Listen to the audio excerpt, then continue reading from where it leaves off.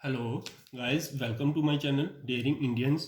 तो गाइस, जैसा कि आप सारे जानते हैं कि वर्ल्ड की सारी कंट्रीज लगभग इस टाइम कोविड-19 की वजह से जो है प्रॉब्लम्स फेस कर रही हैं। हमारी इंडियन गवर्नमेंट ने इसी कोविड-19 की वजह से जो है लॉकडाउन अनाउंस किया है और जो फर्दर लॉकडाउन है वो 3 मई तक चलेगा। तो इसके लिए जो स्टूडेंट्स को प्रॉब्लम्स फेस करनी पड़ रही हैं, उनके क्लासेस नहीं चल रही हैं, तो उसके लिए हम 10th के लिए साइंस के लिए ऑनलाइन लेक्चर्स हमने स्टार्ट करे हैं।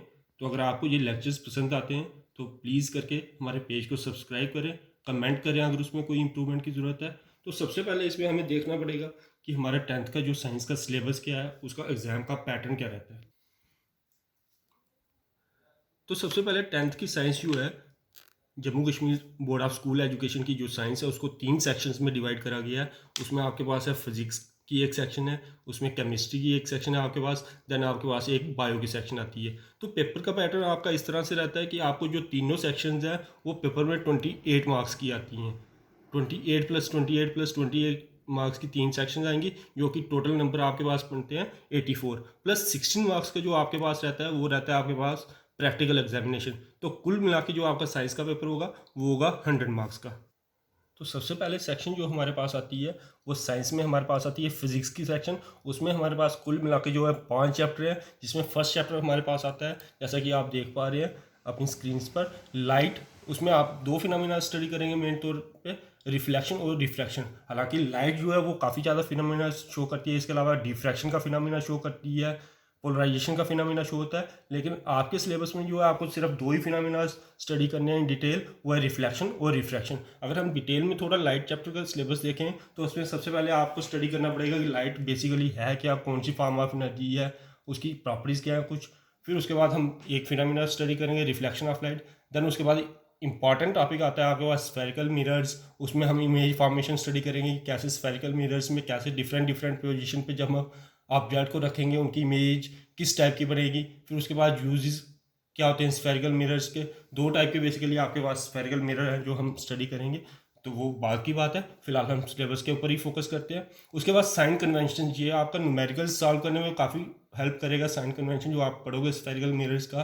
फिर उसके बाद हम पढ़ेंगे रिलेशन बिटवीन फोकल लेंथ और रेडियस ऑफ कर्वेचर, काफ़ी इंपॉर्टेंट टॉपिक है आपका।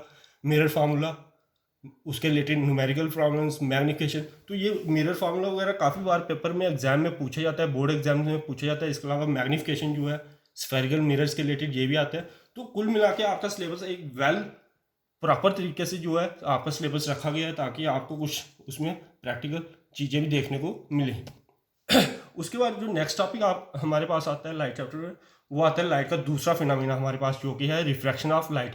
तो उसमें हम स्टडी करेंगे refraction through a glass slab कैसे होती है, एक ग्लास स्लैब के थ्रू रिफ्रैक्शन कैसे होगी, ये आपका प्रैक्टिकल में भी होगा। रिफ्रैक्टिव इंडेक्स क्या होता है, फिर कंडीशंस फॉर नो रिफ्रैक्शन की ऐसी कौन सी कंडीशन है जब रिफ्रैक्शन होगी नहीं, रिफ्रैक्शन किन केसेस में होती है, ये सारे टॉपिक हम डिटेल में स्टडी करेंगे।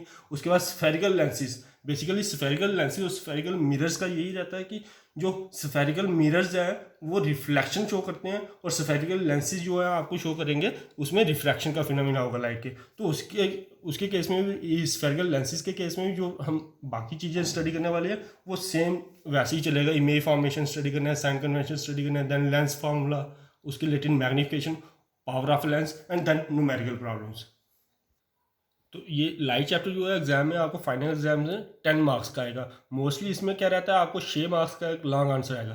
देन उसके बाद नेक्स्ट चैप्टर जो हमारे पास फिजिक्स का आता है वो आता है human I and the colourful world. तो इसमें गिने चुने टॉपिक हैं, काफ़ी लेंथी टॉपिक चैप्टर नहीं है, जो गिने चुने टॉपिक हैं इसमें, और काफ़ी आराम से चैप्टर हो जाएगा। उसमें सबसे पहले हमारा आता है ह्यूमन आई, उसकी कंस्ट्रक्शन पढ़ेंगे हम कि स्ट्रक्चर बेसिकली क्या है ह्यूमन आई का, देन उसकी वर्किंग कैसे, फंक्शन कैसे करती है आई, पावर ऑफ अकोमोडेशन है, उसमें कुछ बेसिक डेफिनेशंस हैं जो आई के रिलेटेड, उसकी विजन के रिलेटेड, वो हम स्टडी करें। देन जो इंपॉर्टेंट टॉपिक आता है वो आपके पास आता है डिफेक्ट्स ऑफ विजन। उसमें डिफरेंट डिफरेंट डिफेक्ट्स कौन से होते हैं, hypermetropia, myopia, astigmatism, then eye cataract, colour blindness. ये सारे टॉपिक भी हम अच्छे से डिटेल में स्टडी करेंगे और पेपर के पॉइंट ऑफ व्यू से काफ़ी इंपॉर्टेंट है। उनकी करेक्शन कैसे होती है, जो डिफरेंट डिफरेंट डिफेक्ट्स होते हैं आई के। देन ग्लास प्रिज्म के रिलेटेड स्टडी करेंगे कि उसमें रिफ्रैक्शन होती है, डिस्पर्शन का फिनोमिना, देन एटमॉस्फेरिक रिफ्रैक्शन के जो फिनोमिना है उसके रिलेटेड कुछ हम उसकी प्रैक्टिकल एप्लीकेशंस देखेंगे कि कहाँ पे वो एटमॉस्फेरिक रिफ्रैक्शन हो रही है, जैसे कि ट्विंकलिंग ऑफ स्टार्स में आपको एटमॉस्फेरिक रिफ्रैक्शन देखने को मिलेगी। देन कलर ऑफ सन जो होता है वो सनराइज और सनसेट के टाइम कैसा कलर होता है, रीज़न क्या है, क्यों होता है कलर, और इसके अलावा कुछ इसी टॉपिक के रिलेटेड हमारे पास कुछ और भी चीज़ें आएंगी। तो ओवरऑल आपको ये चैप्टर जो आएगा 5 मार्क्स का आएगा पेपर में। देन उसके बाद थर्ड चैप्टर जो हमारे पास आता है वो आता है इलेक्ट्रिसिटी का। तो हम उसमें भी पहले बेसिक से स्टार्ट करेंगे। इलेक्ट्रिसिटी वर्ड कहाँ से आया, करंट क्या चीज़ होती है, इलेक्ट्रिक चार्ज क्या होती है, एसआई यूनिट्स वगैरह उन सबके, इलेक्ट्रिक करंट क्या चीज़ होती है, इलेक्ट्रिक पोटेंशियल क्या है, पोटेंशियल डिफरेंस क्या होता है, इन सब की डेफिनेशंस, फार्मूला, एसआई यूनिट्स वगैरह सारा कुछ हम स्टडी करेंगे। देन इंपॉर्टेंट टॉपिक जो सबसे इस चैप्टर का आता है वो आता है हमारे पास Ohm's law. Ohm's law study करेंगे कि ओम्स लॉ आखिर है क्या, स्टेटमेंट क्या, उसकी एक्सपेरिमेंटली कैसे वेरीफाई किया जाता है ओम्स लॉ को, ग्राफ कैसे ड्रा किया जाता है उसको, और ग्राफिकली कैसे ओम्स लॉ को हमने वेरीफाई करना है। देन हम रेजिस्टेंसेस के रिगार्डिंग पढ़ेंगे कि रेजिस्टेंसेस क्या होती हैं, किन फैक्टर्स के ऊपर रेजिस्टेंस जो होती है डिपेंड करती है। देन हम रेजिस्टेंसेस को कंबाइन कैसे कर सकते हैं। 2 तरीके होते हैं रेजिस्टेंसेस को कंबाइन करने के, एक सीरीज और एक पैरेलल, ठीक है। उनके रिलेटेड फिर हम न्यूमेरिकल्स भी कुछ सॉल्व करेंगे। देन इसमें जो नेक्स्ट टॉपिक हमारे पास आएगा heating effect of current. Heating effect of current में जो मेन टॉपिक है हम स्टडी करने वाले वो इलेक्ट्रिक पावर और इलेक्ट्रिक एनर्जी के रिलेटेड उनके फार्मूलाज क्या होते हैं, डिफरेंट डिफरेंट डेरिवेशंस क्या होती हैं, डिफरेंट फार्मूलाज क्या है, कैसे उनको यूज़ करना है हमने न्यूमेरिकल सॉल्व करने के लिए। इलेक्ट्रिसिटी चैप्टर जो है आपको पेपर में आएगा शेप है उसका। कभी कभी क्या करा जाता है एग्जामिनेशन में कि कई बार इलेक्ट्रिसिटी का लॉन्ग आंसर भी पूछा जाता है, लेकिन मोस्ट ऑफ द केसेस में आपको लॉन्ग आंसर जो है 6 मार्क्स का लॉन्ग आंसर पूछा जाएगा आपको लाइट चैप्टर से। उसके बाद कई केसेस में इलेक्ट्रिसिटी चैप्टर में से आपको 6 मार्क्स का क्वेश्चन भी पूछ सकते हैं। Then next chapter fourth chapter जो आपका आता है फिजिक्स में वो है मैग्नेटिक इफेक्ट्स ऑफ करंट। तो मैग्नेटिक इफेक्ट्स ऑफ करंट पहले हम स्टडी करेंगे कि बेसिकली मैग्नेट होता क्या है, मैग्नेटिज्म क्या होता है। देन उसमें ओरेस्टेड एक्सपेरिमेंट आ जाएगा कि कैसे ओरेस्टेड ने डिस्कवर किया था मैग्नेटिज्म, इलेक्ट्रोमैग्नेटिज्म, जो भी वो फिनोमेना थे उसके रिगार्डिंग। मैग्नेटिक फील्ड क्या होता है, उसमें मैग्नेटिक फील्ड की डिफरेंट टाइप्स क्या है, फील्ड लाइंस क्या होती है, मैग्नेटिक फील्ड लाइंस क्या होती है, कौन सी क्वांटिटी है वो, वेदर स्केलर है वेक्टर है। तो ये सारी चीज़ें हमको इस चैप्टर में स्टडी करनी है। उसके बाद जितने भी आपको टॉपिक दिए सारे टॉपिक इंपॉर्टेंट होते हैं। Magnetic field due to a current carrying conductor, वो कंडक्टर कौन से होते हैं, फिर स्टेट कंडक्टर हो सकता है, वेदर कॉइल हो सकती है, सोलेनोइड हो सकता है। तो इन सब के रिगार्डिंग हम बारी बारी से स्टडी करेंगे।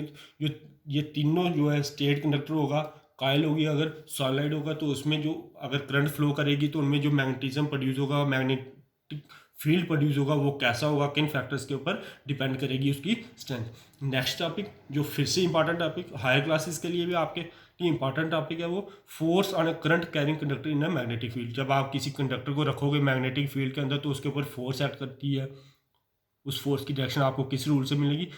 तो बेसिकली उसके बाद फिर आपको स्टडी करना है इलेक्ट्रिक मोटर की प्रिंसिपल, वर्किंग, कैसे उसको कंस्ट्रक्ट किया जाता है, बढ़ाया कैसे जाता है, फंक्शन कैसे करता है मोटर, तो आप सब ने देखी होगी। उसके बाद डोमेस्टिक इलेक्ट्रिक सर्किट्स, जो आपके घरों में इलेक्ट्रिक सर्किट्स होते हैं, कैसे उसमें कम्बिनेशन कैसे यूज़ किया जाता है, कैसे फंक्शन करते हैं, उसका एक थोड़ा सा एक जनरल आइडिया भी हम लेंगे। ये चैप्टर आपको आएगा पेपर में 4 मार्क्स का। उसके बाद सबसे लास्ट जो चैप्टर आता है हमारे पास फिजिक्स सेक्शन में वो आता है sources of energy. Sources of energy भी बेसिकली आपको ये एक आधे कुछ टॉपिक है, जनरल अवेयरनेस के टॉपिक हैं, जनरल नॉलेज के टॉपिक है। आपने हो सकता है काफ़ी सारे इसमें से टॉपिक जो है आपकी सोशल साइंस में पढ़े हो, तो इसमें जो है आपके पास टॉपिक रहेगा वेरियस सोर्सेज ऑफ एनर्जी। उस वेरियस सोर्सेज ऑफ एनर्जी किस टाइप के सोर्सेज होते हैं, टाइप्स क्या है उनकी, किस बेसिस पे उनकी क्लासिफिकेशन की गई है। Then conventional source of energy कौन से होते हैं, उनकी एग्जांपल पेपर में काफ़ी टाइम क्वेश्चन पूछा जाता है। ये improvement in technology for using, तो कैसे हम अपनी टेक्नोलॉजी को इम्प्रूव कर सकते हैं, जो कि हमारे पास अभी टेक्नोलॉजी इतनी एफिशिएंट नहीं है कि हम उन कन्वेंशन सोर्सेज ऑफ एनर्जी या non conventional sources of energy को और अच्छे से इम्प्रूव तरीके से यूज़ कर सकें। Then non conventional sources of energy के रिगार्डिंग स्टडी करेंगे, कौन से हैं वो non conventional sources of energy, कैसे हम कहाँ से उनको डिराइव करते हैं, कैसे हम यूज़ कर सकते हैं, एडवांटेजेस क्या है, डिसएडवांटेजेस क्या है। देन उसके बाद इंपॉर्टेंट टॉपिक फिर से आता है न्यूक्लियर एनर्जी। वो न्यूक्लियर एनर्जी हम कैसे डिराइव कर सकते हैं, 2 प्रोसेस से डिराइव कर सकते हैं, nuclear fusion and nuclear fission, ठीक है। देन उसके बाद लास्टिंग ऑफ एनर्जी सोर्सेज की, एनर्जी सोर्सेज कितनी देर लास्ट कर सकते हैं, कौन से रिन्यूएबल होते हैं, कौन से नॉन रिन्यूएबल होते हैं, तो यह सारा कुछ। इसके अलावा अब जो नेक्स्ट वीडियो मेरा आने वाला है गाइस, उसमें मैं डिस्कस करूंगा आपके साथ केमिस्ट्री का सिलेबस, और देन उससे नेक्स्ट वीडियो में हम डिस्कस कर लेंगे बायो का सिलेबस। उसके बाद जो वीडियो हम स्टार्ट करेंगे तो उसके बाद हम ऑनलाइन लेक्चर्स अपने स्टार्ट कर लेंगे। तो अगर आपको ये वीडियोस पसंद आ रहे हैं तो प्लीज़ सब्सक्राइब बटन पे जो है क्लिक करें, सब्सक्राइब करें चैनल को। और अगर आप फर्दर इसमें कोई इंप्रूवमेंट देखना चाहते हो ऑनलाइन लेक्चर्स में, तो आप कमेंट करके मेरे को इंटीमेट कर सकते हैं। Thank you.